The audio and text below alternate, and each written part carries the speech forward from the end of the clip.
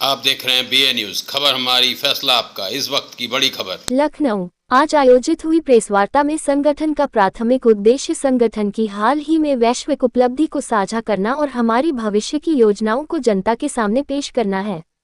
अपने निःशुल्क शिक्षा विद्यालय इनोवेटिव पाठशाला के माध्यम से इनोवेशन फॉर चेंज लखनऊ के मलिन बस्ती के क्षेत्रों के 400 से अधिक वंचित वर्ग के बच्चों को शिक्षा प्रदान कर रहा है और उन्हें विभिन्न रचनात्मक गतिविधियों में शामिल कर रहा है। ये बच्चे फैशन डिजाइनिंग और फोटो वीडियोग्राफी जैसे विविध क्षेत्रों में उत्कृष्ट प्रदर्शन कर रहे हैं। हाल ही में इन बच्चों ने कुछ ऐसा कमाल कर दिखाया जो पूरे उत्तर प्रदेश के लिए गर्व की बात बन गई है। प्रसिद्ध फैशन डिजाइनर सब्यसाची द्वारा इंस्टाग्राम पर पोस्ट किए गए ब्राइडल थीम की वीडियो से प्रेरित होकर बच्चों ने दान किए गए कपड़ों और स्क्रैप का उपयोग करके ब्राइडल कलेक्शन को फिर से बनाया। उनके प्रयास ने तब व्यापक ध्यान आकर्षित किया जब सब्यसाची ने स्वयं उनके काम को दोबारा पोस्ट किया और उन्हें विजेता घोषित किया। 22 नवंबर 2024 को मुंबई में प्रसिद्ध पत्रकार बरखा दत्त के कार्यक्रम वी द वुमेन में इनोवेशन फॉर चेंज संस्था को सम्मानित किया गया। वंचित बच्चों के उत्थान और उन्हें सशक्त बनाने की दृष्टि से 2013 में स्थापित हमारे एनजीओ ने एक उल्लेखनीय यात्रा शुरू की जो प्रेरणादायक से कम नहीं है।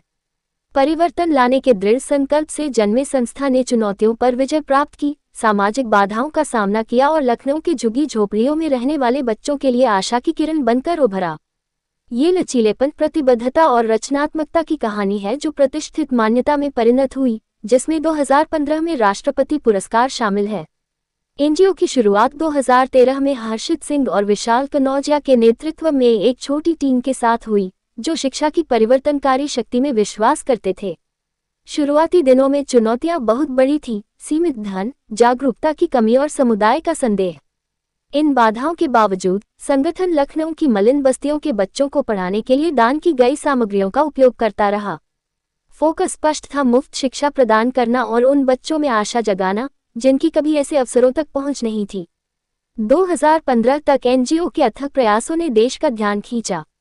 मुफ्त शिक्षा प्रदान करने, बच्चों को भोजन सेवा और उन्हें जीवन कौशल से लैस करने में संगठन के काम को प्रतिष्ठित राष्ट्रपति पुरस्कार से मान्यता मिली। इस प्रशंसा ने टीम की कड़ी मेहनत को प्रमाणित किया और अपने मिशन में उनके विश्वास को मजबूत किया। एनजीओ का दृष्टिकोण पारंपरिक शिक्षाविदों से परे है। यह मानते हुए कि शिक्षा एक समग्र प्रक्रिया है, संस्था अपने कार्यक्रमों में पाठ्येतर गतिविधियों और कौशल आधारित शिक्षा को एकीकृत करता है।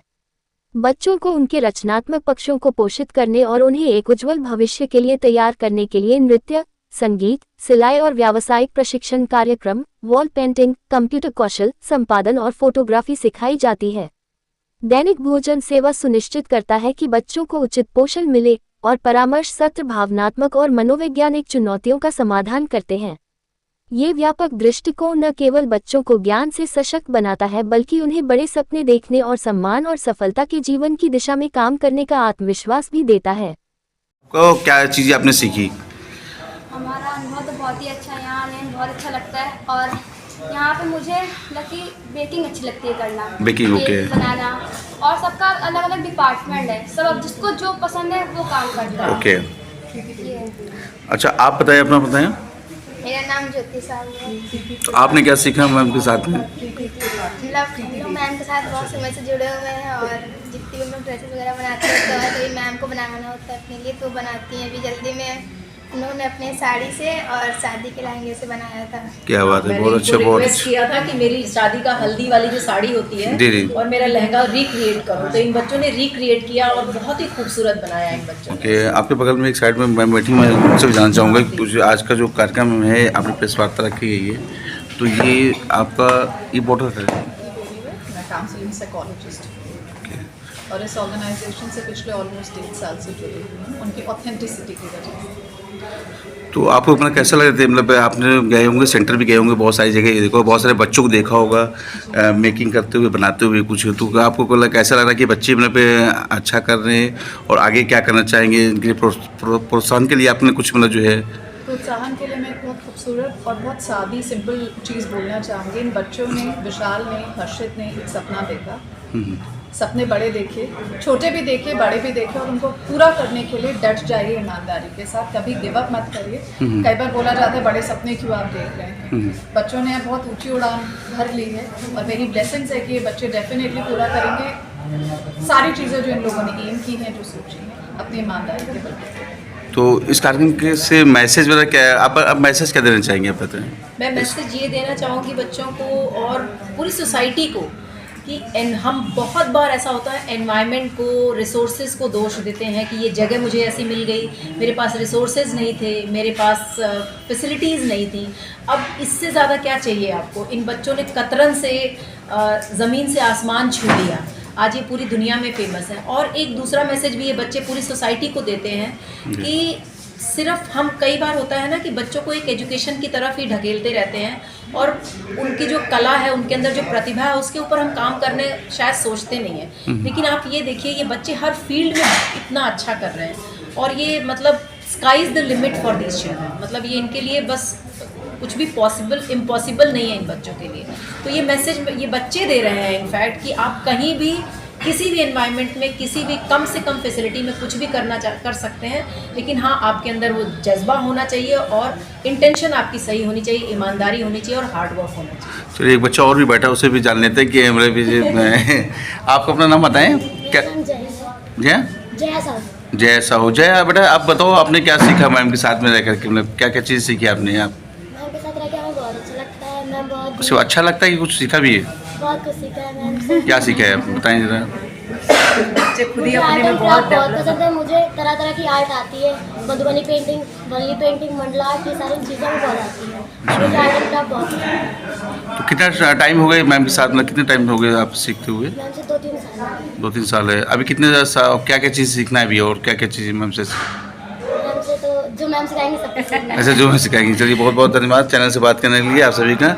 और इसी बात और कहना चाहूँगी जी बताएं कि ये बच्चे जो है ना, ये आपस में ही एक दूसरे के साथ, मतलब इनका कोई ऐसा इंस्ट्रक्टर या कुछ ऐसा नहीं है। ये एक दूसरे के मेकअप करके, एक दूसरे के लिए ड्रेस डिज़ाइन करके, बेकिंग, ड्राइंग, एक दूसरे से ये सारे स्किल को डेवलप करते हैं। तो अभी मतलब कितना ज़्यादा मोटिवेशनल है ये हमारी आने वाली जनरेशन के लिए। चलिए, बहुत बहुत धन्यवाद, थैंक यू आपके चैनल से बात करने के लिए।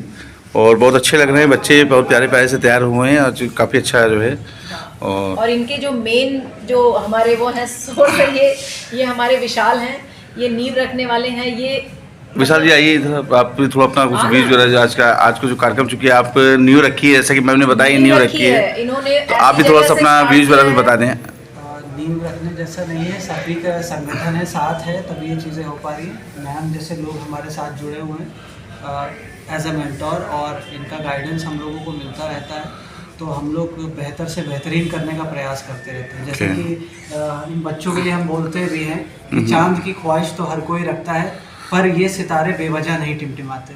तो इसी कोशिश के साथ चाहते हैं कि बच्चे जीवन में कुछ कर पाएँ, एंटरप्रेन्योरशिप की तरफ बढ़ें, ताकि लाइफ में जो कुछ भी अचीव करना चाहते हैं, क्योंकि लड़कियों का भविष्य सिर्फ ये नहीं तय कर देता है कि वो बड़े हों और शादी कर ले, वो सेटल डाउन हो गए।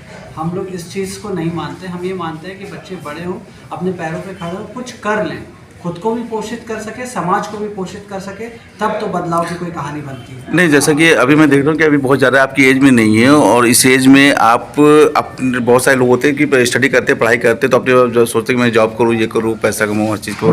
लेकिन आपने मतलब इतनी कम एज में मतलब इस तरह से कार्यक्रम जो है रखा, जो इस तरह से जो लोगों को, बच्चों को इस तरह प्रेरित करके, बच्चों को इस तरह से एक प्लेटफॉर्म दे रहे हैं अपने उससे, और सीखने के लिए दे रहे हैं बहुत सारी चीज़ें।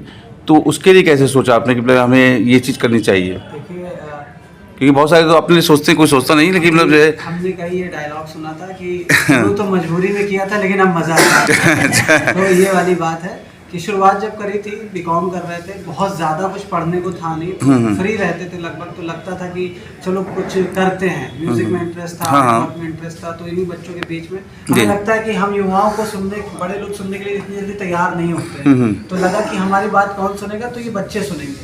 बच्चों के पास पहुँचे, प्यारे होते हैं, साफ दिल होता है, हर तरह की बात उनसे की जा सकती है। तो बच्चों के पास पहुँचे, एक इमोशनल अटैचमेंट हुआ, फिर एक जिम्मेदारी बन गई कि अब इन बच्चों का साथ नहीं छोड़ सकते। हालांकि बहुत सारी जॉब अपॉर्चुनिटीज़ रही, कई सारी चीज़ें रहीं, लेकिन जब इन बच्चों को जिम्मेदारी के तौर पर हम लोगों ने लिया, तो फिर यहाँ से निकलना थोड़ा सा मुश्किल हो गया। चलिए ठीक है, बहुत बहुत हो गया। अब बच्चों से चाहूँगा सर के लिए थोड़ा सा कुछ आप बोल देना चाहेंगे? सब लोग एक साथ बोलेंगे, हैं? क्लैप करो। ओके,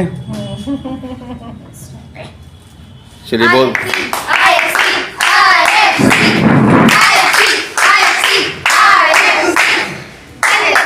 धन्यवाद।